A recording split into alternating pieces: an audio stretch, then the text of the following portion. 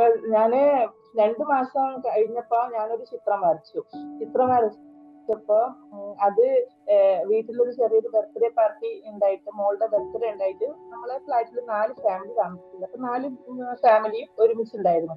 അപ്പൊ എന്റെ ഹസ്ബൻഡ് അവരോട് പിന്നെ ഈ ഒരു ചിത്രം കാണിച്ചിട്ട് അവരോട് പറയാ, 2 മാസമായിട്ടേ ഉള്ളൂ വരയ്ക്കാൻ തുടങ്ങിയിട്ട്, അപ്പോഴത്തേക്ക് ഇത് വരച്ചു എന്ന് പറഞ്ഞപ്പോ ഞാൻ ഭയങ്കര ഒരു സന്തോഷായി. എനിക്ക് വലിയ സന്തോഷായി അത്. സാറ് ഈ ഒരു കാലയളവില് സംഗതി ഇങ്ങനെ എന്താ പറയാ, ചിലപ്പോ ആദ്യമൊക്കെ ഞാൻ വിചാരിച്ചിരുന്ന ടൈം പാസ് പോലെ, അതായത് നമ്മള് എല്ലാം എപ്പോഴും കുട്ടീനെ നോക്കല്, ഭക്ഷണം ഉണ്ടാക്കല്, ഇങ്ങനത്തെ ഓരോരോ ഇതൊക്കെ തന്നെ. ഇടയ്ക്കൊന്ന് പുറത്തു പോകും. പിന്നെ ഈ ഖത്തർ എന്ന് പറഞ്ഞ സ്ഥലം ഒരുപാട് അങ്ങനെ കാണാനും പിടിക്കാനൊന്നും ഇല്ല. അപ്പൊ ഭയങ്കര ബോറടിയാണ് സത്യം പറഞ്ഞാല്. അങ്ങനെ ഇരിക്കുമ്പോ റിലാക്സ് ആവാന്നുള്ള ഒരു ഇത് വിചാരിച്ചിട്ടാണ് അങ്ങനെ ചെയ്തത്. അപ്പം ചെയ്തു വന്ന് നോക്കുമ്പോ അത് ഭയങ്കര ഇൻട്രസ്റ്റിംഗ് ആയി. ഇപ്പൊ അത് തലക്ക് പിടിച്ചതുപോലെയായി. സാറിന്റെ ക്ലാസ് എന്ന് പറഞ്ഞു കഴിഞ്ഞാല്, സാറ് ആ ലിങ്ക് ഷെയർ ചെയ്ത് തന്നു കഴിഞ്ഞാല് സംഭവം അതിലെല്ലാതും ഉണ്ട്. പക്ഷെ അത് പറഞ്ഞിട്ട് കാര്യമില്ല. അതിന് നമ്മളോടൊപ്പം നിന്നിട്ട് ആ ഒരു നമ്മളെ ഒരു ഗൈഡ് ചെയ്യുന്ന ഒരു രീതിയുണ്ട്. അതാണ് മെയിനായ ഒരു കാര്യം തോന്നിയിട്ടുള്ളത്. കാരണം എത്ര പ്രായമുള്ളവരായാലും അലസത എന്ന് പറയുന്നത് എല്ലാവരുടെയും നമ്മളെ ബ്ലഡിലുള്ള സംഭവമാണ്. ആ ഒരു അലസതേനെ മാറ്റിയെടുക്കാൻ വേണ്ടിയിട്ട് സാറ് ഒരുപാട് എഫേർട്ട് എടുക്കുന്നുണ്ട്. അത് പറയാതിരിക്കാൻ വേണ്ടിയില്ല.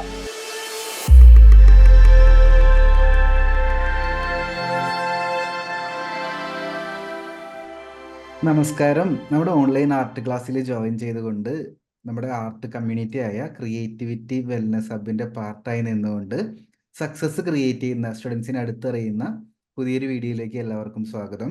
ഇന്ന് നമ്മോടൊപ്പം സന്ധ്യ മാം ഉണ്ട്. ആക്ച്വലി നമ്മുടെ ക്ലാസ്സിലോട്ട് വന്നതിന് ശേഷം ഒരുപാട് ടാസ്കുകൾ കംപ്ലീറ്റ് ആയി കോൺഫിഡൻസ് അച്ചീവർ എന്ന് പറയുന്ന റിവാർഡ് കരസ്ഥമാക്കിയിട്ടാണ് സന്ധ്യ നമ്മോടൊപ്പം ഉള്ളത്. അപ്പോൾ നമുക്ക് വിശേഷങ്ങൾ ചോദിച്ചറിയാം. ഈ റിവാർഡ് കരസ്ഥമാക്കാനായിട്ട് എടുത്ത ആക്ഷൻസ് ഒക്കെ നമുക്ക് അടുത്തറിയാനായിട്ട് സാധിക്കും. ആദ്യം തന്നെ കൺഗ്രാജുലേഷൻസ്. ക്ലാസ് നല്ല രീതിയിൽ അറ്റൻഡ് ചെയ്ത് നല്ല സ്റ്റുഡൻ്റായി വന്നതിന് ഒരുപാട് അപ്രീഷിയേറ്റ് ചെയ്യാനായിട്ട് ആഗ്രഹിക്കുന്നു. And welcome. എനിക്ക് ചോദിക്കാനുള്ളത്, ആദ്യം ഫാമിലി ബാക്ക്ഗ്രൗണ്ട് ഒന്ന് പറഞ്ഞിട്ടൊന്ന് സ്റ്റാർട്ട് ചെയ്തോളൂ. Thank you sir. ഞാന് ഇപ്പൊ ഉള്ളത് ഖത്തറിലാണ് ഉള്ളത്. ഹസ്ബൻഡ് ഉണ്ട് കൂടെ, പിന്നെ മക്കളും ഉണ്ട്. എനിക്കൊരു മോളേ ഉള്ളൂ, മോളുടെ ഹസ്ബൻഡും പിന്നെ മോൾക്കൊരു കുട്ടിയും ഉണ്ട്. അപ്പൊ ഇവിടെ മെയിനായിട്ട് പിന്നെ വാവനെ നോക്കി ഇങ്ങനെ ഇരിക്കുന്ന ഒരു അന്തരീക്ഷമാണ് ഇവിടെ. ബാക്കി 3 പേരും ജോലിക്ക് പോകുന്നവരാണ്. ഞാനും ഭാവിയും മാത്രമാണ് വീട്ടിലുണ്ടാവുക. ഇതാണ് വീട്ടിലത്തെ ഒരു കണ്ടീഷൻ എന്ന് പറഞ്ഞു കഴിഞ്ഞാൽ. ഈ ചിത്രകലയിലേക്ക് എപ്പോഴാണ് വന്നേ? ആദ്യമായിട്ട് പടം വരയ്ക്കുന്നതൊക്കെ എപ്പോഴായിരുന്നു? ചിത്രകലയിലേക്ക് പിന്നെ ഇതുപോലെ വീട്ടില് ഭാര്യയും ഞാനും കൂടി ഇങ്ങനെ എപ്പോഴും ഇങ്ങനെ കളിച്ച് ഇങ്ങനെ സമയം കളയും. അപ്പൊ അതിന്റെ ഇടയിൽ ഇതേമാതിരി ഫേസ്ബുക്കിൽ ഇങ്ങനെ നോക്കിയപ്പോഴാണ് സാറിന്റെ ഒരു ഇത് കണ്ടത്, വീഡിയോ കാണാനിടയായത്. അപ്പൊ ആ വീഡിയോ കണ്ടപ്പോ എന്തോന്നറിയില്ല, വല്ലാത്തൊരു ഇഷ്ടം തോന്നി. മെയിനായിട്ട് ഏത് പ്രായക്കാർക്കും പഠിക്കാനുള്ള ഒരു ഇത് കണ്ടപ്പോ, പിന്നെ നമുക്ക് എല്ലാം നോക്കണല്ലോ, സാമ്പത്തികമായിട്ടും എല്ലാം നോക്കുമ്പോൾ സാറിന്റെ ആ ഒരു പിന്നെ ക്ലാസ്, ഓൺലൈൻ ക്ലാസ് അത്രയും ഒരു ഇതിൽ കിട്ടുകയാണെന്ന് വെച്ചാല് അത് വലിയൊരു ലാഭമായിട്ട് എനിക്ക് തോന്നിയത്. അപ്പൊ ഒന്ന് നോക്കി നോക്കാം സാറ്. പിന്നെ ഞാന് ആ ഒരു വീഡിയോ കണ്ടതിന് ശേഷം സാറിന്റെ വേറെ വീഡിയോസ് ഒക്കെ എടുത്ത് നോക്കി. അപ്പൊ എനിക്ക് തോന്നി കൊള്ളാലോ, അത് ഒന്ന് ട്രൈ ചെയ്യാന്ന് വിചാരിച്ചിട്ടാണ് അങ്ങനെ സാറിനെ റിക്വസ്റ്റ് ചെയ്ത് അയച്ചത്. മുൻപ് ആർട്ട് പഠിച്ചിട്ടുണ്ടോ നമ്മുടെ ക്ലാസ്സിൽ വരുന്നതിന് മുമ്പ്? ഇല്ല സാർ, പഠിച്ചിട്ടില്ല, ഒട്ടും പഠിച്ചിട്ടില്ല. ഞാനൊരു പത്താം ക്ലാസ് വരെയൊക്കെ ചുമ്മാ അങ്ങനെ വരയ്ക്കായിരുന്നു. അതായത് ഈ ടെക്സ്റ്റ് ബുക്കിന്റെയും നോട്ട് ബുക്കിന്റെയും ഒക്കെ സൈഡിലൊക്കെ വരച്ചിടും. എന്നും എനിക്ക് വീട്ടിൽ നിന്ന് അമ്മയുടെ അടുത്ത് നിന്ന് അടി കിട്ടും. കാരണം നോട്ടിലൊക്കെ വരച്ചിട്ടിട്ട് പണ്ട് എന്ന് പറഞ്ഞാൽ അച്ഛനമ്മമാര്, അന്നത്തെ കാലം അങ്ങനെയല്ലേ, അപ്പൊ അച്ഛനമ്മമാര് പേജ് നമ്പറൊക്കെ ഇട്ട് തരും, നമ്മൾ ചീന്തി കളയുന്നതിനും ഏട് ചീന്തി കളയുന്നതിനൊക്കെ. അപ്പൊ മിക്കവാറും ദിവസങ്ങളിൽ ഞാൻ ഓരോ പേജിൽ ചിത്രം വരച്ചു കൂട്ടിയിട്ടുണ്ടാവും. അപ്പൊ അന്നത്തെ കാലം അങ്ങനെയായിരുന്നു. പിന്നെ ഒരു കഴിഞ്ഞപ്പോ പിന്നെ അതിനോട് ഞാൻ, എന്റെ വീട് കണ്ണൂരാണ്. അവിടെ ധർമ്മടത്ത് ഒരു തലശ്ശേരി തന്നെ ഒരു സ്ഥാപനമുണ്ട്. അവിടെ ഒന്ന് ചേർത്ത് പഠിപ്പിക്കണം ആഗ്രഹം ഉണ്ടായിരുന്നു. പക്ഷെ അതിനിടയിലാണ് അച്ഛൻ സുഖമില്ലാണ്ടായതൊക്കെ. അപ്പൊ അച്ഛന് ക്യാൻസർ ആയിരുന്നു. അപ്പൊ ആ ഒരു സിറ്റുവേഷനിൽ പിന്നെ പഠിക്കാൻ പോകാനൊന്നും അത്ര ഒരു മാനസികമായിട്ടും ഒന്നും ഇതായിട്ടില്ല. പിന്നെ ആ ഒരു ആഗ്രഹം ഞാൻ അവിടെ കൊണ്ട് നിർത്തി.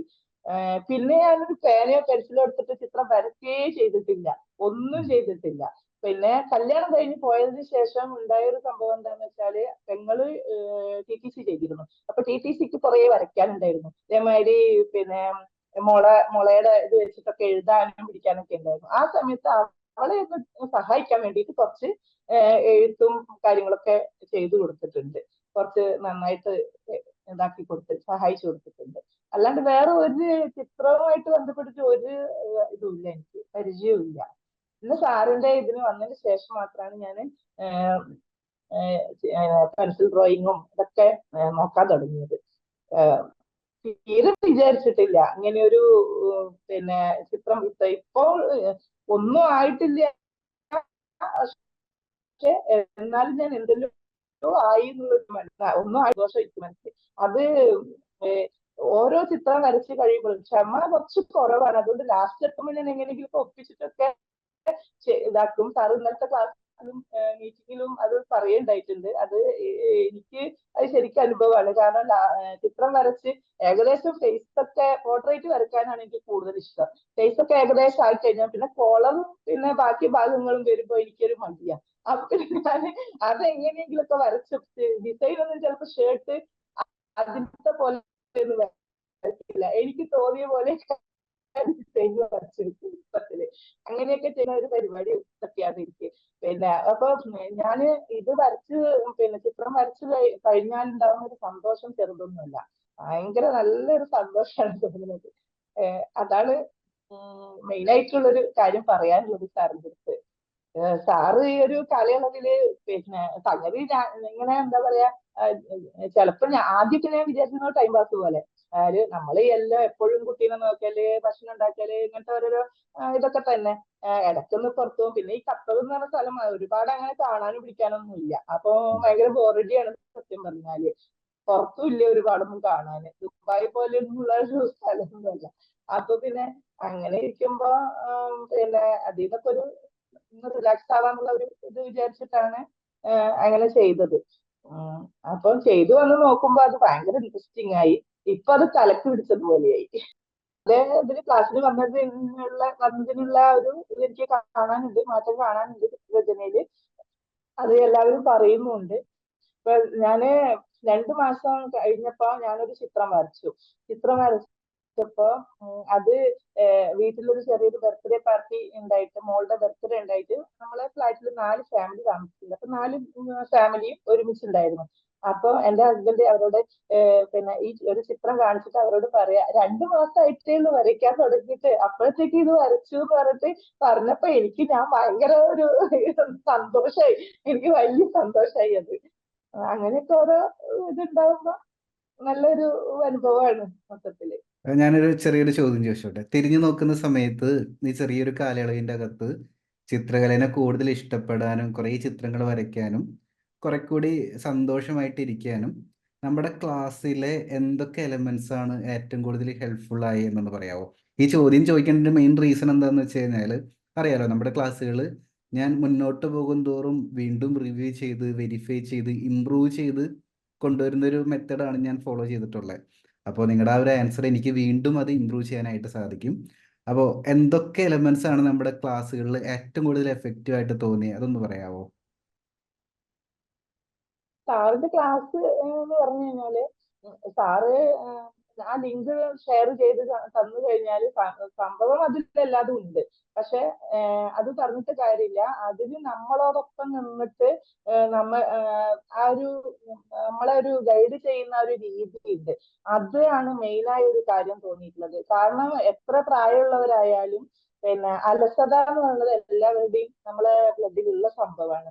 ആ ഒരു അലസതേനെ മാറ്റിയെടുക്കാൻ വേണ്ടിയിട്ട് സാറ് ഒരുപാട് എഫേർട്ട് എടുക്കുന്നുണ്ട്. അത് പറയാതിരിക്കാൻ പറ്റില്ല. കാരണം ഈ എത്രയോ മീറ്റിങ്ങും കാര്യങ്ങളൊക്കെ വെച്ചും, പിന്നെ അത് മാത്രമല്ല നമ്മളെ വരച്ച ചിത്രങ്ങള് സൂം മീറ്റിങ്ങിലാണെങ്കിലും നമുക്ക് എന്തെങ്കിലും പറയാനുണ്ടെങ്കിൽ, സംശയം ഉണ്ടെങ്കിൽ, അഭിപ്രായങ്ങൾ പറയാനുണ്ടെങ്കിൽ എല്ലാം സാറ് കേൾക്കുന്നുണ്ട്. എല്ലാതും നമ്മളോട് ഹാൻഡ് റൈസ് ചെയ്തിട്ട് ചോദിച്ചോളാൻ പറയുന്നുണ്ട്. പിന്നെ എന്ത് സംശയം ഉണ്ടെങ്കിലും സാറിന്റെ ആ ഒരു നമുക്ക്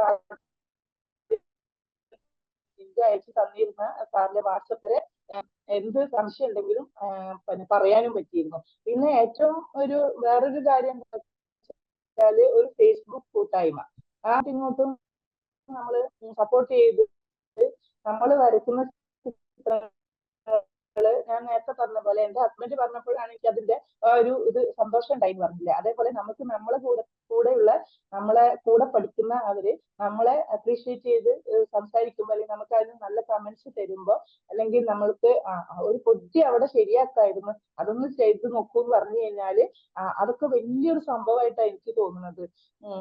കാരണം നമ്മൾ പഠിച്ചുകൊണ്ടിരിക്കുകയാണല്ലോ. അപ്പൊ പഠിച്ചുകൊണ്ടിരിക്കുമ്പോൾ നമുക്ക് അതിനൊരു പിന്നെ സാറിന്റെ ഒപ്പം നിന്നിട്ട് ഒരു കൂട്ടുകാര് എല്ലാവരും നമ്മളെ സപ്പോർട്ട് ചെയ്യാന്ന് പറഞ്ഞത് ഒരു വലിയ കാര്യമായിട്ടാണ് തോന്നിയിട്ടുള്ളത്. ഇതൊക്കെയാണ് സാറിന്റെ ക്ലാസ് കൊണ്ട് എനിക്ക് കിട്ടിയിട്ടുള്ള ഒരു നേട്ടം എന്ന് പറയുന്നത്. ഒരുപാട് പേര് അങ്ങനെ ഒരു സപ്പോർട്ട് ചെയ്യുന്നുണ്ട്. യെസ്, ഒരുപാട് സന്തോഷം. ഇത് കുറേ കാലഘട്ടം കൊണ്ട് സെറ്റായി വന്നതാണ്. ശരിക്കും നമ്മുടെ ആദ്യത്തെ ക്ലാസ്സൊക്കെ നമുക്ക് റെക്കോർഡർ വീഡിയോസ് മാത്രമേ ഉണ്ടായിരുന്നുള്ളൂ.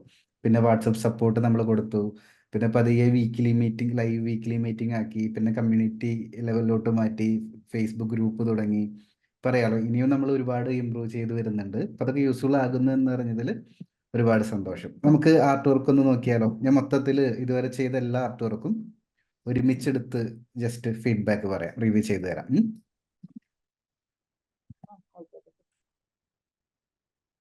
Spelling SANDHOA. രണ്ട് സന്ധ്യ പി കെ ഉണ്ട്.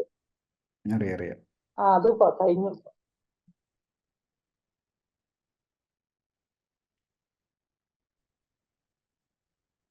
ഫുൾ പ്രൊഫൈൽ നെയിം എന്ന് പറയാമോ മൊത്തത്തില്?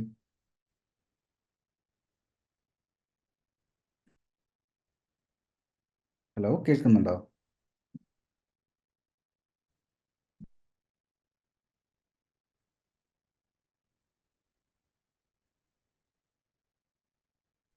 ഹലോ, കേൾക്കുന്നുണ്ടോ? ഹലോ സാർ, കേൾക്കുന്നുണ്ടോ? കേൾക്കുന്നുണ്ട്. ഓക്കെ, പ്രൊഫൈൽ നെയിം ഫുൾ ആയിട്ട് ഒന്ന് പറയാവോ? ഓക്കെ, കിട്ടി. കേൾക്കുന്നുണ്ട്. ഇതല്ലേ? സന്ധ്യ കണ്ണൻ. അതന്നെ ആദ്യം ഉള്ളത്. അതെ.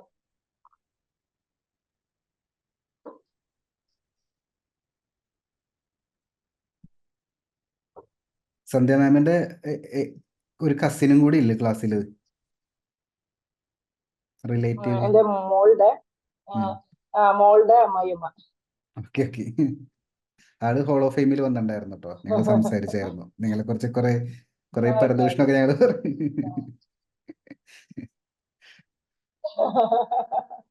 ഒന്നും പറഞ്ഞില്ല, വെറുതെ ഇവിടെ എന്റെ മോൻ, ഞാൻ അന്ന് സാറിന്റെ അടുത്ത് പറഞ്ഞ ആ മോന് ചേർന്ന് ഹരിനന്ദൻ ചേർന്നിട്ടുണ്ട് പറഞ്ഞു. ഹരിനന്ദൻ ചേർന്നില്ലേ ഇപ്പൊ? കറക്റ്റ് എനിക്ക് പേര് പെട്ടെന്ന് പറഞ്ഞ ഓർമ്മ ഉണ്ടാവില്ല. മനസ്സിലായില്ല.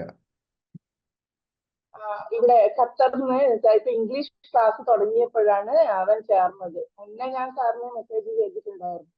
അപ്പൊ അവർക്ക് മലയാളം ആകുമ്പോ ആ പയ്യന് കുറച്ച് ബുദ്ധിമുട്ടുണ്ടായിരുന്നു. ഇപ്പൊ ഇംഗ്ലീഷ് തുടങ്ങിയപ്പോഴാണ് അവൻ ജോയിൻ ചെയ്തത്. ചെക്ക് ചെയ്യാട്ടോ. നമ്മള് ക്ലാസ്സിൽ വന്നിട്ട് എത്ര മാസമായി? മാസം ഓഗസ്റ്റില്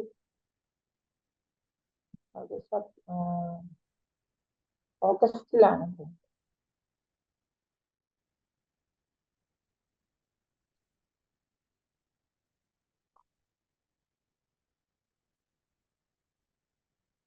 മുൻപ് പടങ്ങൾ വരയ്ക്കുന്ന സമയത്ത് ഷെയ്ഡിങ് ഒക്കെ ചെയ്യായിരുന്നോ? എപ്പോഴും ചെറുപ്പത്തിലോ? അല്ല, ക്ലാസ്സിൽ വരുന്നൊക്കെ മുമ്പ്. ഇല്ല സാർ, ഞാൻ ഒന്നും വരയ്ക്കലേ ഇല്ല, ഒന്നും വരച്ചിട്ടില്ല. ഞാൻ സാറിന്റെ ക്ലാസ്സിൽ വന്നതിന് ശേഷമാണ് ഇങ്ങനെ വരയ്ക്കല്. ഞാൻ പറഞ്ഞില്ലേ, ഞാന് പണ്ട് പഠിക്കുന്ന കാലത്ത് വരച്ചിരുന്നത് തന്നെ ഈ മുഖം ഇങ്ങനെ കണ്ണ്, മൂക്ക്, ചുണ്ട് വരയ്ക്കും, മുടിയും വരയ്ക്കും. അതെനിക്ക് ഉം. ഭയങ്കര ഇഷ്ടമാണ്. പിന്നെ വരച്ചിരുന്നത് എന്താ വെച്ചാല് ഈ മ്യൂറൽ പോലെ നമ്മളെ ഗണപതി, കൃഷ്ണൻ അങ്ങനെയൊക്കെയുള്ള കുറച്ച് ഫോട്ടോസ് വരച്ചിരുന്നു. ഉം. അല്ലാണ്ട് പിന്നെ ആൾക്കാരുടെ ഫേസോ നോക്കി വരയ്ക്കാനോ ഒന്നും അറിയില്ല. ഞാൻ എന്റെ മനസ്സിലുള്ളത് പോലെ ഇങ്ങനെ വെറുതെ മുഖങ്ങൾ വരയ്ക്കും, അത്രേ ഉള്ളൂ. അല്ലാണ്ട് ഒരാളെ നോക്കി വരയ്ക്കാനോ ഒന്നും എനിക്ക് അറിയില്ലായിരുന്നില്ല. ഉം. അപ്പൊ ആദ്യം വരച്ചിരുന്ന സമയത്ത് കുറെ ഷേപ്പ് ഡിഫറൻസ് ഒക്കെ ഉണ്ടായിരുന്നല്ലോ നമുക്ക്, സൈസ് പെട്ടെന്ന് കൂടി ആ പോവാ. ഉണ്ടായിരുന്നു. ഉം. ആ ഉണ്ടായിരുന്നു. അതെന്താന്ന് വെച്ചാല് ഞാൻ സാറിന്റെ ക്ലാസ് ഫസ്റ്റില് പിന്നെ ഇതില് ജോയിൻ ചെയ്ത സമയത്ത് ഒരു ചിത്രം തന്നെ മൂന്നും നാലും തവണ ഞാൻ വരച്ചിട്ടുണ്ട്. ഉം. ഏഹ് വരക്കുന്ന സമയത്ത് തന്നെ ശരിയാവാണ്ട എനിക്ക് തോന്നിയിട്ടുണ്ടെങ്കിൽ ഞാനത് രണ്ടും മൂന്നും തവണയൊക്കെ വരച്ചിട്ട് ആണ് പിന്നെ ഗ്രൂപ്പിൽ ഇടാറ്. ഉം. അത്ര ഭയങ്കര ഇൻട്രസ്റ്റ് ആയിരുന്നു. ആയിരുന്നു എന്നല്ല, ആണ് ഇപ്പോഴും. ഉം.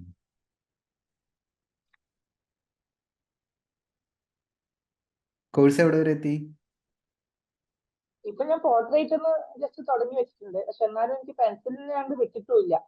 ഉം. Pencil A to Z pencil drawing വിട്ടിട്ടുമില്ല. എനിക്കത് കുറച്ചും കൂടി ഒന്ന് ഒരു പ്രാവശ്യം കൂടി നോക്കണമെന്നുണ്ട്. ഉം.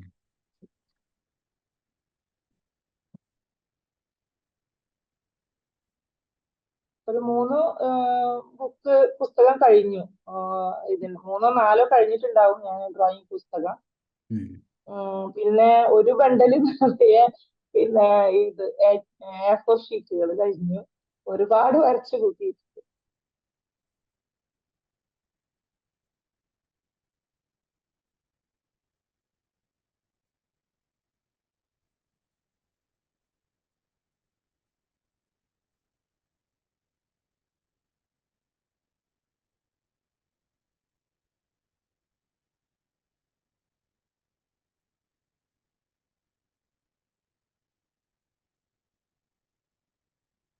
ഇതില് എന്ത് പെൻസിൽ യൂസ് ചെയ്തിരിക്കുന്നത്? ഡിഫറെന്റ് എന്തെങ്കിലും ടൂൾ എടുത്തിട്ടുണ്ടോ? അതില് ഞാൻ ഇവിടെ ഖത്തറില് ഒരു സ്ഥലത്ത് ഫിക്സാറ്റ് ഇത് വാങ്ങിക്കാൻ വേണ്ടി പോയതായിരുന്നു. എനിക്ക് സ്പ്രേ ഉണ്ടായിരുന്നില്ല, എന്റെ കയ്യിലില്ല. അപ്പൊ ഇവിടെ ഒരു അഞ്ച് ഷോപ്പിൽ പോയപ്പോ അവിടെ പെൻസില് 14 കിട്ടി. Okay, okay, okay. ആ 14 ആണ് ഉപയോഗിച്ചത്. സാർ 14നെ പറ്റി ഇതുവരെ പറഞ്ഞു കേട്ടിട്ടില്ല. 14 ശരിക്ക് നമ്മുടെ നാട്ടിൽ കിട്ടുന്നുണ്ടോ? ഉണ്ട്, ഉണ്ട്, ഉണ്ട്. ഞാൻ പറഞ്ഞു കഴിഞ്ഞാൽ ഉണ്ടല്ലേ? സ്റ്റുഡൻസിന് എല്ലാവർക്കും കൺഫ്യൂഷൻ ആവും, അതാ ഞാൻ ഇതിനെക്കുറിച്ച് മിണ്ടാത്തെ. എല്ലാ സ്ഥലത്തും കിട്ടൂല, ആ ചില അത് ബ്രാൻഡുകളിൽ ആ 14 ഒക്കെ അവൈലബിൾ ആണ്. ആ ആ യെസ്. അപ്പൊ ടോട്ടലി നോക്കുന്ന സമയത്ത് കുറച്ച് മാസം കൊണ്ട് തന്നെ ഇമ്പ്രൂവ്മെന്റ് നല്ല രീതിയിൽ വന്നിട്ടുണ്ട്. ഇമ്പ്രൂവ്മെന്റ് മാത്രമല്ല, നമ്മൾ ചെയ്തിരുന്ന ചെറിയ ചെറിയ മിസ്റ്റേക്കുകൾ കവർ ചെയ്യാനും പറ്റി. ഇപ്പൊ നോക്കി കഴിഞ്ഞാൽ മനസ്സിലാവും, ആദ്യം വരയ്ക്കുന്ന സമയത്ത് നല്ലോണം അമർത്തി പേപ്പറിനെ വേദനിപ്പിച്ചിട്ടാണ് വരച്ചുകൊണ്ടിരുന്നത്. അപ്പൊ ആദ്യം അതാണ് കറക്റ്റ് ചെയ്തത്. പിന്നെ ഷേപ്പുകൾ വ്യത്യാസം ഉണ്ടായിരുന്നു, അതും പതിയെ കറക്റ്റ് ചെയ്ത് വന്നു. പിന്നെ ഷെയ്ഡിങ്ങിലോട്ട് എത്തി. ഇപ്പോൾ ഈ ഒരു ചിത്രമൊക്കെ നോക്കുന്ന സമയത്ത് വളരെ പ്രൊഫഷണൽ ഒരു ആർട്ടിസ്റ്റ് വരയ്ക്കുന്ന രീതിയിൽ തന്നെ വന്നിട്ടുണ്ട്. ഇപ്പോൾ പോർട്രേറ്റ് ആണെങ്കിലും ഷെയ്ഡിങ് ചെയ്യുന്ന രീതി ആണെങ്കിലും നല്ല നീറ്റായിട്ട് ലൈൻസ് വിസിബിൾ ആവാതെ റിയലിസ്റ്റിക് ആയിട്ട് തന്നെ ചെയ്യുന്നുണ്ട്. പിന്നെ ഈ ഒരു ചിത്രം, പിന്നെ രണ്ടാമത് എടുത്ത് പറയേണ്ടത് നമ്മുടെ ഒരു പോസിറ്റീവ് കാര്യം എന്താണെന്ന് വെച്ച് കഴിഞ്ഞാൽ എഫേർട്ട് എടുക്കുക എന്നുള്ളതാണ്.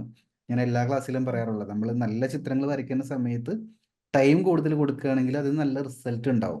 ഇപ്പൊ ഞാൻ ലാസ്റ്റ് കുറേ നോക്കിയ ചിത്രങ്ങൾ എനിക്ക് മനസ്സിലാവുന്നുണ്ട്, ടൈം ഇൻവെസ്റ്റ് ചെയ്തിട്ട് തന്നെ വരച്ചിരിക്കുന്നത്. പെട്ടെന്ന് തീർക്കണം എന്നൊരു മൈൻഡ് സെറ്റ് അല്ലാതെ നമുക്ക് നല്ല റിസൾട്ട് വേണം എന്ന് വിചാരിച്ച് വരയ്ക്കുന്നതിന്റെ റിസൾട്ട് അതിൻ്റെ അകത്തുണ്ട്. യെസ്. അപ്പൊ എന്തായാലും പോർട്രേറ്റും നല്ല രീതിയിൽ വന്നിട്ടുണ്ട്. ഇനി നമുക്ക് കുറച്ച് അപ്ഡേറ്റുകൾ ചെയ്യാനുള്ളത്, ഈ പറയുന്ന പോലെ പെൻസിൽ, ചാർക്കോൾ പെൻസിൽ യൂസ് ചെയ്തിട്ടുണ്ടോ അതുവരെ? ഉണ്ട്. ചാർക്കോൾ പെൻസിൽ ഉപയോഗിക്കുന്നുണ്ട്. ഇനി ഹെയർ, പക്ഷെ ഇതേപോലത്തെ ഹെയർ ഡാർക്ക് ആയിട്ടുള്ള ഭാഗങ്ങൾ വരുന്ന സമയത്ത് ചാർക്കോൾ പെൻസിൽ കൂടുതൽ യൂസ് ചെയ്യാനായിട്ട് നോക്കിക്കോളൂ കേട്ടോ. കുറെ കൂടി ബെറ്റർ റിസൾട്ട് നമുക്ക് കിട്ടും. പിന്നെ ഷെയ്ഡ് ചെയ്യുമ്പോഴാണെങ്കിലും ഡാർക്ക് ഷെയ്ഡ് ഇപ്പോൾ ഇവിടെ കണ്ടോ, വൈറ്റ് ഡോട്ട്, അത് ആക്ച്വലി പേപ്പർ ഇത്തിരി റഫ് ആയതുകൊണ്ടാണ്.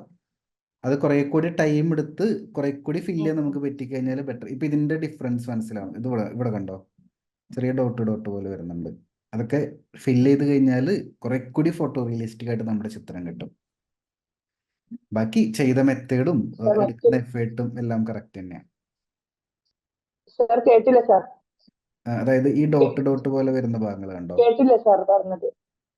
ഈ ഡോട്ട് ഡോട്ട് പോലെ വരുന്ന ഭാഗങ്ങൾ ആ അത് കുറെ കൂടി ഫില്ല് ചെയ്തെടുക്കാൻ പറ്റിക്കഴിഞ്ഞാൽ ആ കുറെ ആ കൂടി ബെറ്റർ റിസൾട്ട് നമുക്ക് കിട്ടും. ഹെയറിലാണെങ്കിലും ഒരു ടെക്സ്ചർ പോലെ വരുന്നുണ്ട്. പേപ്പർ ഒരുപാട് റഫ് ആയതുകൊണ്ടാണ്.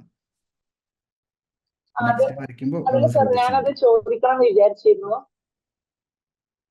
പിന്നെ അത് ചോദിക്കണം എന്ന് വിചാരിച്ചിരുന്നു. അത് പെൻസിലിന്റെ പ്രശ്നം കൊണ്ടാണോ എന്നുള്ളത്. കാരണം അവിടെ 6B ഒക്കെയാണ് ഉദ്ദേശിച്ചിട്ടുള്ളത്. അപ്പൊ 6B ഡാർക്ക് ഷെയ്ഡ് നിഴലി വരുന്ന പോലെയാണല്ലോ അവിടെ ഉള്ളത്.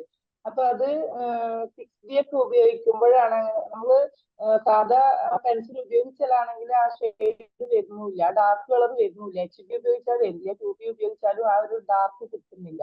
പക്ഷെ 6, 8 ഒക്കെ ഉപയോഗിക്കുമ്പോഴാണ് ആ കളർ ഇങ്ങനെ കിട്ടുന്നത്. അപ്പൊ അത് കിട്ടുമ്പോഴാണെങ്കിലോ ഇതുപോലെ പിന്നെ അടയാളങ്ങൾ വരികയും ചെയ്യും. അത് അത് പിന്നെ പേപ്പറിന്റെ പ്രശ്നമാവും അല്ലേ? അത് പെൻസിലിന്റെ കുഴപ്പമല്ല, പേപ്പർ കുഴപ്പമെന്ന് വിളിക്കേണ്ട അതിനെ. പേപ്പർ ഇത്തിരി റഫ് ആയതുകൊണ്ടാണ്.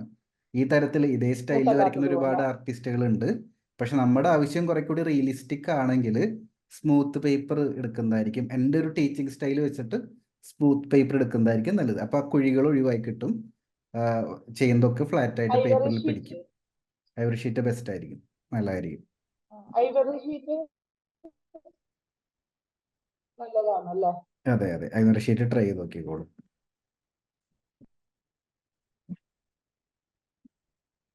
Hello sir.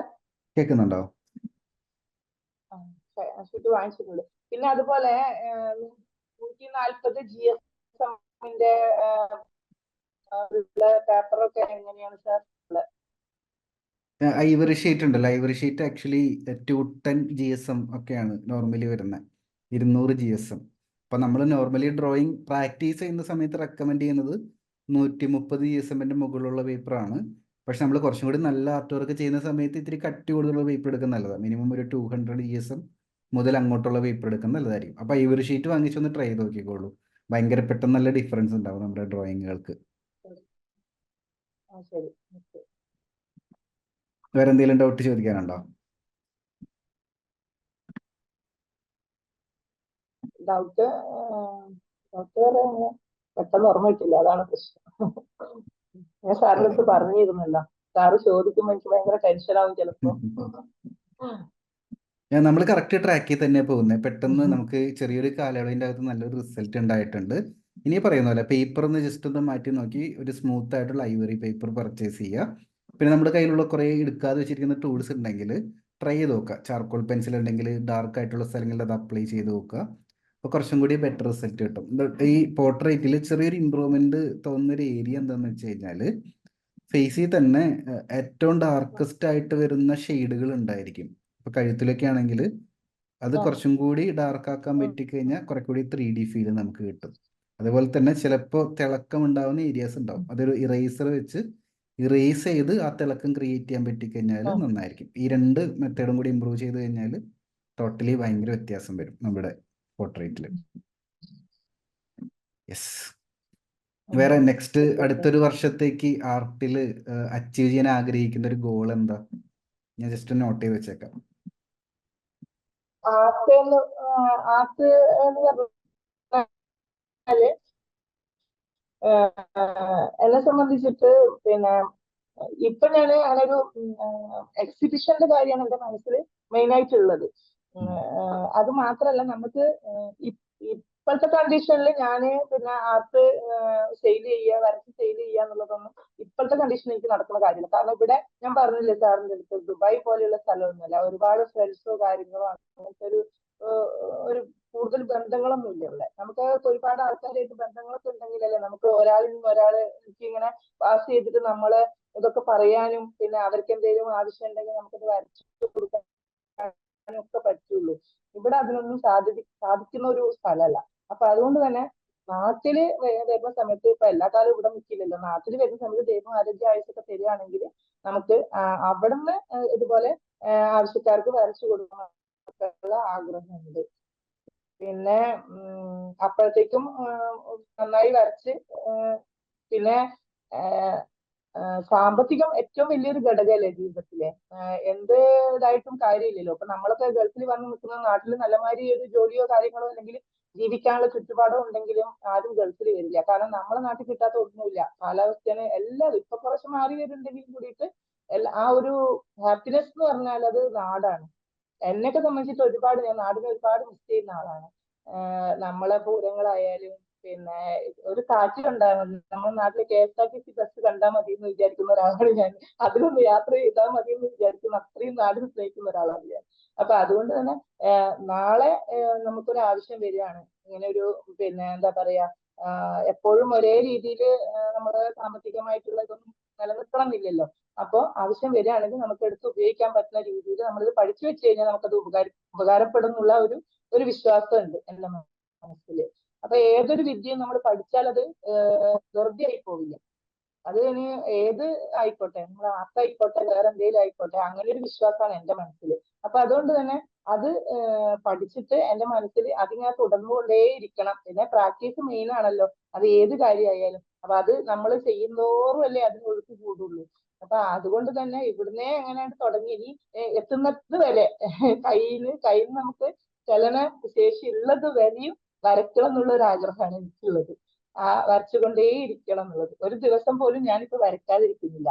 എങ്ങനെയെങ്കിലും ഞാൻ വരയ്ക്കാനിരിക്കും. വാവ ഉറങ്ങുന്ന നേരത്തോ എങ്ങനെയെങ്കിലും സമയം കണ്ടെത്തും. അങ്ങനെ ഒരു ടൈപ്പാണ്. എനിക്കതങ്ങനെ മനസ്സിൽ വിചാരിച്ചു കഴിഞ്ഞാൽ അത് സാധിച്ചെടുക്കും. അത് ആദ്യമേ അങ്ങനെ തന്നെയാണ്. എന്റെ ഒരു ആഗ്രഹം ഉണ്ടെങ്കിൽ പിന്നെ വെച്ചാല് ഫാമിലി മെയിൻ. ഹസ്ബൻഡ് ഭയങ്കര സപ്പോർട്ട് ചെയ്യുന്ന ആളാണ്. എന്തുണ്ടെങ്കിലും എല്ലാത്തിനും ഭയങ്കര സപ്പോർട്ട്. അത് മെയിനായ ഒരു കാര്യമാണ്. അപ്പൊ അതൊന്നും മാറ്റി വെക്കാണ്ട്, ഫാമിലിയുടെ ആവശ്യങ്ങളും മറ്റുള്ളതൊന്നും മാറ്റി വെക്കാണ്ട് തന്നെ നമുക്കത് ചെയ്യാൻ പറ്റുക എന്നുള്ളത് വലിയ കാര്യമാണ്. അപ്പൊ അങ്ങനെയൊക്കെ എനിക്കിപ്പോ പറ്റുന്നുണ്ട്. അത് എന്തോ ദൈവത്തിന്റെ ഒരു എനിക്ക് ദൈവം തന്ന ഒരു വരാവും അത്.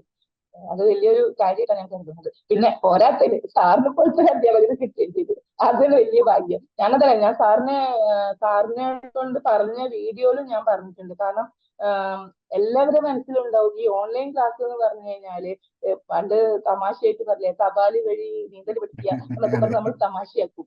പിന്നെ അപ്പൊ അതേപോലെ പിന്നെ ഓൺലൈനായിട്ട് പിന്നെ ചിത്രകല പഠിക്കുക എന്ന് പറഞ്ഞാൽ ചിലപ്പോ ആ ഒരു രീതിയിൽ ഇത് അയ്യോ എന്തായാലും ഇപ്പം എന്ന് പറഞ്ഞാല് ടെക്നോളജി ഒക്കെ ഒരുപാട് പിന്നെ പുരോഗമിച്ചിട്ടുള്ള ഒരു കാലല്ലേ. അപ്പൊ നമുക്ക് വേണമെങ്കിൽ ഫോണിൽ നിന്ന് ഡൗൺലോഡ് ചെയ്തിട്ട് വേണമെങ്കിൽ നോക്കി വരയ്ക്കാം.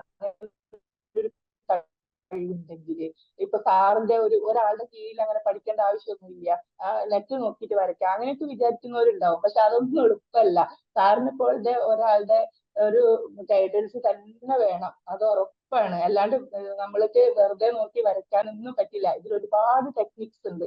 ഒളിഞ്ഞു കിടക്കുന്ന ഒരുപാട് ടെക്നിക്സ് ഉണ്ട്. അത് പറഞ്ഞു തരണം എന്നുണ്ടെങ്കിൽ സാറിനെ പോലെ അറിവുള്ള ഒരു അധ്യാപകൻ തന്നെ നമ്മൾ കൂടെ ഉണ്ടാവണം. അത് ഞാൻ അന്ന് ആ വീഡിയോയിലും പറഞ്ഞിട്ടുണ്ട്. പിന്നെ നമുക്ക് ഉറപ്പായിട്ടും പഠിക്കാൻ പറ്റും ചിത്രകല ഓൺലൈനായിട്ട്. അത് എന്ന് വെച്ചാൽ ഇതുപോലെ സാറിനെ പോലെ നമുക്ക് ഒപ്പം നിന്നിട്ട് എല്ലാം പറഞ്ഞു തരുന്ന ഒരാളുണ്ടെങ്കിൽ തീർച്ചയായിട്ടും പറ്റും. അതിലൊരു സംശയമില്ല. അത് എന്റെ ഒരു അനുഭവം കൊണ്ട് എനിക്കത് ബോധ്യപ്പെട്ട കാര്യമാണ്. ബാക്കിയുള്ളവരുടെ പറയാൻ എനിക്കറിയില്ല. പക്ഷെ എന്റെ ഒരു അനുഭവം ഇപ്പൊ കുറച്ച് മാസങ്ങളെ ആയിട്ടുള്ളൂ ഞാൻ വരച്ചു തുടങ്ങിയിട്ട്. വളരെ കുറച്ച് മാസങ്ങളെ ആയിട്ടുള്ളൂ. അപ്പത്തേക്ക് തന്നെ എനിക്ക് പോർട്രേറ്റ് ഞാന് സാറ് പറയുന്നതിന് മുന്നേ ഞാൻ പോർട്രേറ്റ് വരയ്ക്കാൻ തുടങ്ങി. സാറിന്റെ ക്ലാസ് സാറ് ഏറ്റവും സെറ്റ് പെൻസിൽ ഡ്രോയിങ് ആണ് സാറ് തന്നത്. അത് രണ്ടാമത്തെ ക്ലാസ് ആണ് മറ്റേത്. ഞാനങ്ങനെ പിന്നെ ഒന്ന് കഴിഞ്ഞിട്ട് മറ്റൊന്ന് തുടങ്ങാന്നുള്ള ആ ഒരു ഇതിലാണ്. കാരണം എല്ലാത്തിലും പോയി ഇത് വെച്ച് കഴിഞ്ഞാൽ നമുക്ക് ഒന്നും ഇല്ലാണ്ടായി പോകും. അത് കാരണം ആദ്യം നമ്മൾ സാറ് തന്ന ആ ഒരു ഓർഡറിൽ തന്നെ ക്ലാസ് പോവാൻ വിചാരിച്ചിട്ട് സാറ് തന്ന അസൈൻമെന്റും കാര്യങ്ങളും എല്ലാം കൃത്യമായിട്ട് ഞാൻ വരക്കുന്നത്. ആകെ വരക്കാത്തൊരു സംഭവം ആ ബ്രിഡ്ജാണ്. ലണ്ടൻ ബ്രിഡ്ജ് മാത്രമേ ഉള്ളൂ. അത് ഞാൻ ഈ പറഞ്ഞ മാതിരി എനിക്ക് ഇത്തിരി ക്ഷമ കുറവാണ്. അത് കാരണം. പക്ഷെ ഞാൻ ആ ഒരു പിന്നെ ബേർഡിനെ വരച്ചിട്ട് ഞാൻ പരിഹരിച്ചിട്ടുണ്ട്. കാരണം അത്രയും എഫേർട്ട് എടുത്തിട്ട് ഞാൻ അത് വരച്ചതാണ്. ആ ഒരു ചിത്രം ഒരു കടലിൽ നിന്ന് പറന്നു പോകുന്ന ഒരു പക്ഷിയുടെ ചിത്രം സാറിപ്പോ കണ്ടില്ല. അതിന് ആ ലണ്ടൻ ബ്രിഡ്ജിനേക്കാളും കൂടുതൽ എനിക്ക് സമയവും ഇതൊക്കെ എടുക്കേണ്ടി വന്നിട്ടുണ്ട്.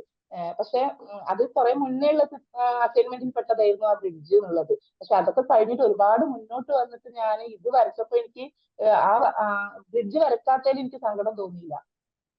പക്ഷെ ഇത് പിന്നെ ഒരുപാട് വ്യത്യാസം വന്നു വരയില്. പോർട്രേറ്റിന്റെ ക്ലാസ് തുടങ്ങുന്നതിന് മുന്നേ ഞാൻ പോർട്രേറ്റ് വരച്ചു തുടങ്ങിയിട്ടുള്ളതാണ്. അതെനിക്ക് ഏറ്റവും വിശ്വസിക്കാൻ പറ്റുന്നില്ല, എനിക്ക് തന്നെയായിരുന്നു. കാരണം ഞാൻ ഏറ്റവും ഒരു പെൻസിൽ ഡ്രോയിങ്ങില് ഈ പോർട്രേറ്റ് എന്ന് പറഞ്ഞ സംഭവത്തിന് അത്ര വലിയ പ്രാധാന്യം ഇല്ല. പിന്നെ നമുക്ക് 7 എലമെന്റ്സും പിന്നെ അങ്ങനെ പല ഇതിലുള്ള ടെക്നിക്കുകൾ മാത്രമാണ് സാർ അതിൽ പറഞ്ഞിരുന്നത്. A to Z പെൻസിൽ ഡ്രോയിങ്ങില് പെർസ്പെക്റ്റീവിനെ പറ്റിയിട്ടും പിന്നെ അങ്ങനത്തെ കുറെ സംഭവങ്ങൾ. പക്ഷെ പോർട്രേറ്റിലേക്ക് വരിക എന്ന് പറഞ്ഞാല് ഡിഫറെന്റ് ആയിട്ടുള്ള ഒരു മെത്തേഡും കാര്യങ്ങളൊക്കെയാണ് പോർട്രേറ്റിൽ വരുമ്പോൾ ഉള്ളത്. പക്ഷെ അത് പോർട്രേറ്റ് തുറക്കുന്നതിന് മുന്നേ ഞാൻ A to Z pencil drawing പഠിച്ചിട്ട് തന്നെ എനിക്ക് പെട്ടെന്ന് പോർട്രേറ്റിലേക്ക് വരാൻ പറ്റി. അത് കുറെ ചിത്രങ്ങൾ വരച്ചതിന് ശേഷമാണ് ഞാൻ സാറിന്റെ ക്ലാസ് അറ്റൻഡ് ചെയ്യുന്നത്. സാറിന് എന്റെ ചിത്രങ്ങൾ ഞാൻ ഇട്ടതും പോസ്റ്റ് ചെയ്തതും അതിന്റെ ഡേറ്റും പിന്നെ സാറിന്റെ ഓപ്പൺ ചെയ്ത ഡേറ്റും നോക്കിയാൽ സാറിന് അത് മനസ്സിലാവും. കാരണം സാറിന് അറിയാലോ വീഡിയോ ഞാൻ എപ്പോഴാണ് ഓപ്പൺ ചെയ്യുന്നത്. സാറിന് അവിടെ മനസ്സിലാക്കുന്ന കാര്യമാണ് എല്ലാവരും. സാറിന്റെ ഈ പോർട്രേറ്റിന്റെ ക്ലാസ് തുടങ്ങുന്നതിന് മുന്നേ ഞാൻ കുറെ പോർട്രേറ്റ് വരച്ചിട്ട് കഴിഞ്ഞു. അതെനിക്ക് സാറ് തന്ന ഒരു തന്നെയാണ്, മോട്ടിവേഷനും ഇതൊക്കെ തന്നെയാണ് എനിക്ക് അതിന് കാരണമായിട്ടുള്ളത്. പിന്നെ ഞാൻ ഒരുവിധം എല്ലാ സൂം മീറ്റിങ്ങും ഞാൻ പങ്കെടുത്തിട്ടുണ്ട്. ലാസ്റ്റ് വന്നിട്ട് എപ്പോഴും ചില സമയത്ത് പുറത്തു പോകാനോ അങ്ങനെ എന്തെങ്കിലും ഉണ്ടെങ്കിൽ ഇത് ഓപ്പൺ ചെയ്യാൻ പറ്റില്ല, നമ്മളെ ക്യാമറ ഓപ്പൺ ചെയ്യാൻ പറ്റില്ല. പിന്നെ എനിക്ക് വൈഫൈ ഉണ്ടാവില്ല. പുറത്തേക്ക് പോകുമ്പോൾ നെറ്റിന്റെ പ്രശ്നം വരുന്നത് കാരണം കുറച്ചൊരു 10 മിനിറ്റ് ഒക്കെ ഞാൻ മിസ് ചെയ്തിട്ടുണ്ട് എന്നേ ഉള്ളൂ. അല്ലാണ്ട് ഞാൻ എല്ലാ മീറ്റിങ്ങിലും പങ്കെടുക്കാറുണ്ട്. പിന്നെ ഒരുവിധം എല്ലാതും സാറ് പറഞ്ഞത് എല്ലാതും ഞാൻ കേൾക്കാറുണ്ട്.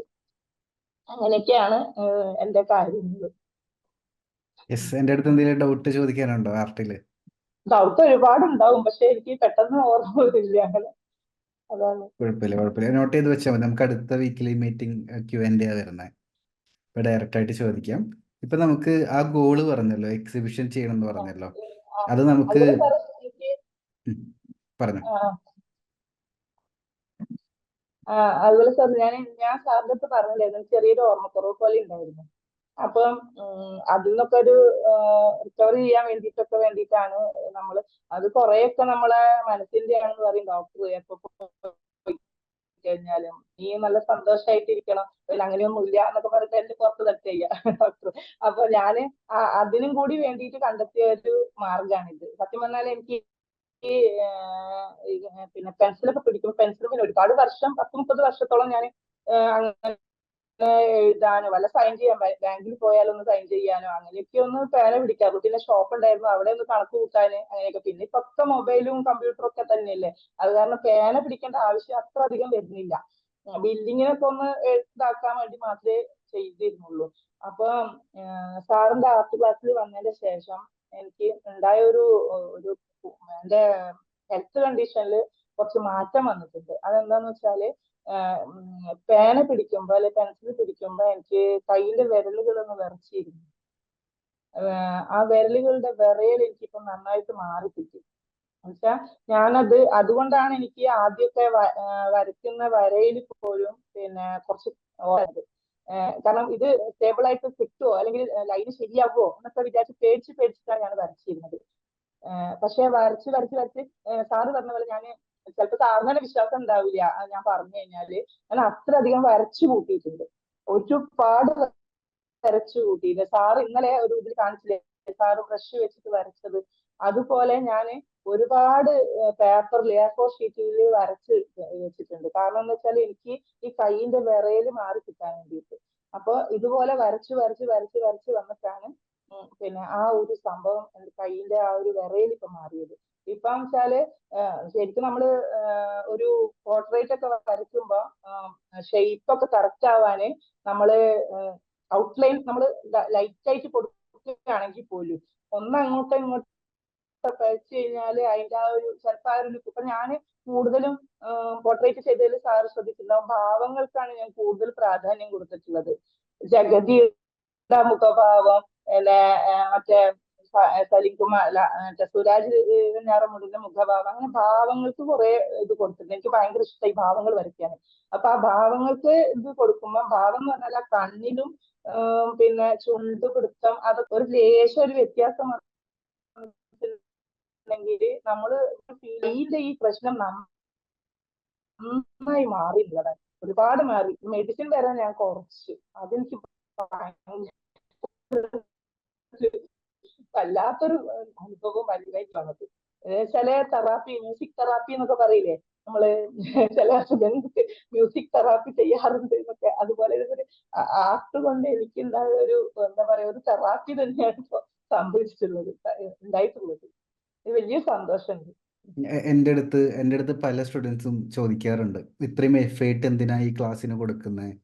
അതിൻ്റെ one of the main reason ആണ് ഇപ്പോൾ കഥ പോലെ നമ്മൾ പറഞ്ഞു നിർത്തിയത്. എന്താണെന്ന് വെച്ച് കഴിഞ്ഞാൽ നമ്മുടെ ക്ലാസ്സിൻ്റെ അകത്ത് ശാരീരികമായിട്ടും മാനസികമായിട്ടും വിഷമങ്ങൾ അനുഭവിക്കുന്ന, കൂടാതെ പ്രായമായിട്ടുള്ള ഒരുപാട് പേരുണ്ട്. അപ്പോൾ ഇവരൊക്കെ ആർട്ട് പഠിക്കാമെന്ന് വിചാരിച്ചിട്ടായിരിക്കും നമ്മുടെ ക്ലാസ്സിൽ വരുന്നുണ്ടായിരിക്കുക. പക്ഷെ അതിൻ്റെ ഇടയിലൂടെ എങ്ങനെയൊക്കെ അവരുടെ ലൈഫ് പോസിറ്റീവായിട്ട് ചേഞ്ച് ചെയ്യുന്നത് ഞാൻ നേരിട്ട് കാണുന്നുണ്ട്. അപ്പോൾ ഇങ്ങനെ ഓരോ ഇൻസിഡൻസ് എൻ്റെ ലൈഫിൽ ഉണ്ടാകുന്ന സമയത്ത് എനിക്കൊരിക്കലും ആസ് എ ടീച്ചർ മടി പിടിച്ചിരിക്കാൻ പറ്റൂല. എനിക്ക് വീണ്ടും എഫേർട്ട് എടുക്കണം, വീണ്ടും കുറെ കൂടി അത് പോസിറ്റീവ് ആക്കണം. അങ്ങനെയാണ് ഓരോ തവണയും. അതൊന്ന് ആലോചിച്ച് നോക്ക്, വീക്കിലി മീറ്റിംഗ് എന്ന് പറയുന്ന കാര്യം ഈസി അല്ല. ഇത്രയും പേരെ മാനേജ് ചെയ്യാനും അത്രയും ഡൗട്ടുകൾ ക്ലിയർ ചെയ്യാനും, കൂടാതെ നമ്മൾ തുടങ്ങിയ കാലം മുതലേ ഒരു ദിവസം പോലും നമ്മളത് മിസ്സാക്കിയിട്ടില്ല. എൻ്റെ മാരേജിന് പോലും ഞാൻ വീക്കിലി മീറ്റിങ്ങിൽ വന്നിട്ടുണ്ട്. അപ്പം അതിൻ്റെ മെയിൻ റീസൺ എന്ന് പറയുന്നത് ഇതിൻ്റെ ഈ ഒരു ഔട്ട്കം ആണ്. ആർട്ട് ക്ലാസ് ആണ്, പക്ഷേ അതിലൂടെ ഒരുപാട് പേരുടെ ലൈഫ് ചേഞ്ച് ആവുന്നുണ്ടെന്നുള്ള റിയാലിറ്റി ഞാൻ മനസ്സിലാക്കുന്നുണ്ട്. അപ്പം അത് ഷെയർ ചെയ്തതിന് ഒരുപാട് സന്തോഷം. ഇതിൻ്റെ ഒരു ബ്യൂട്ടി എന്താണെന്ന് വെച്ച് കഴിഞ്ഞാൽ, ഇതേപോലെ ഒരുപാട് പേരുണ്ടാവുന്ന സമയത്ത് നിങ്ങളും മറ്റുള്ളവരെ കൂടി ഇൻസ്പയർ ചെയ്യുന്ന, ഇതേപോലെ വീണ്ടും നമ്മുടെ താഴെ നിൽക്കുന്ന ഒരുപാട് പേരുണ്ടായിരിക്കും. അപ്പം നിങ്ങളും അവർക്കൊരു എക്സാമ്പിളായിട്ട് അവരെ കൂടി കൈപിടിച്ച് ഉയർത്താൻ പറ്റുന്ന രീതിയിലോട്ട് നമ്മളും ഒരു റെസ്പോൺസിബിൾ ആയിട്ട് ഉയർന്നു വരിക എന്നുള്ളതാണ് നമുക്ക് മനസ്സിലാക്കുള്ളത്. പ്രത്യേകിച്ച് ഹോൾ ഓഫ് ഫെയിമിലോട്ടൊക്കെ വരുന്നത് മെയിനായിട്ടും നിങ്ങളെ പോലുള്ളവരെ മറ്റുള്ള സ്റ്റുഡൻസിൻ്റെ എക്സാമ്പിളായിട്ട് കാണിക്കാൻ വേണ്ടി കൂടിയാണ്. ഞാൻ പറഞ്ഞു വന്നത് ഒരു എക്സിബിഷൻ ചെയ്യണം എന്നൊരു ഗോള് നമ്മൾ പറഞ്ഞല്ലോ. അപ്പം അതിൻ്റെ ഫസ്റ്റ് സ്റ്റെപ്പായിട്ട് എന്ത് ടോപ്പിക്കിൽ എക്സിബിഷൻ ചെയ്യണം എന്നൊരു പ്ലാൻ മനസ്സിലൊന്ന് റെഡിയാക്കിക്കോളും. ഇപ്പം നമ്മൾ സംസാരിച്ച സമയത്ത് കുറേ ടോപ്പിക്കുകൾ കണക്ട് ചെയ്ത് പോയിട്ടുണ്ട്. ഒന്ന് നാടിനെ കുറിച്ച് പറഞ്ഞു, പിന്നെ രണ്ടാമത് ഫേസിലെ എക്സ്പ്രഷൻസിനെ കുറിച്ച് പറഞ്ഞു. അങ്ങനെ നമ്മളെ ഭയങ്കരമായിട്ട് കണക്ട് ചെയ്യുന്നു. നമുക്ക് വരയ്ക്കണമെന്ന് തോന്നുന്ന ടോപ്പിക്ക് സെലക്ട് ചെയ്യുക. ആ ടോപ്പിക്കിൽ സെലക്ട് ചെയ്തത് മൈൻഡിലോട്ട് വന്നു കഴിഞ്ഞാൽ പിന്നെ കുറച്ച് നാളുകൾ ആ ടോപ്പിക് റിലേറ്റഡ് ചിത്രങ്ങൾ മൊബൈലിൽ സേവ് ചെയ്ത് വെക്കാനായിട്ട് നോക്കുക. മനസ്സിലാവുന്നുണ്ടോ? എന്നിട്ടൊരു സമയത്ത് നമുക്കിത് വരയ്ക്കണം, എക്സിബിഷൻ ചെയ്യണമെന്ന് തോന്നുകയാണെങ്കിൽ ഫസ്റ്റ് ചിത്രം കംപ്ലീറ്റ് ആക്കി എക്സിബിഷന് വേണ്ടി പ്രിപ്പയർ ചെയ്യുക. അത്രയും സിമ്പിളാണ് പരിപാടി. അപ്പം എന്തായാലും സ്റ്റാർട്ട് ചെയ്തോളൂ ആ ഒരു ഗോളിന് വേണ്ടിയിട്ട്. ഇതിൽ എന്തെങ്കിലും ഡൗട്ട് ഉണ്ടെങ്കിൽ വീക്കിലി മീറ്റിംഗിൽ കണക്ട് ചെയ്യുകയാണെങ്കിൽ ഞാൻ ക്ലാരിറ്റി വരുത്തി തരാം. സാറ് പറഞ്ഞില്ലേ, സാറിന്റെ എഫേർട്ടിനെ പറ്റി സാറ് പറഞ്ഞില്ലേ, അതുകൊണ്ട് തന്നെയാണ് നമുക്ക് വീട്ടിലിരിക്കാൻ പറ്റാത്തത് സൂം മീറ്റിംഗ് വരുമ്പോ. സാറ് ഇത്ര കണ്ട് എഫേർട്ട് എടുക്കുമ്പോൾ നമ്മൾ എങ്ങനെയാ സാറിന്റെ ക്ലാസ് കാണാതിരിക്കുക?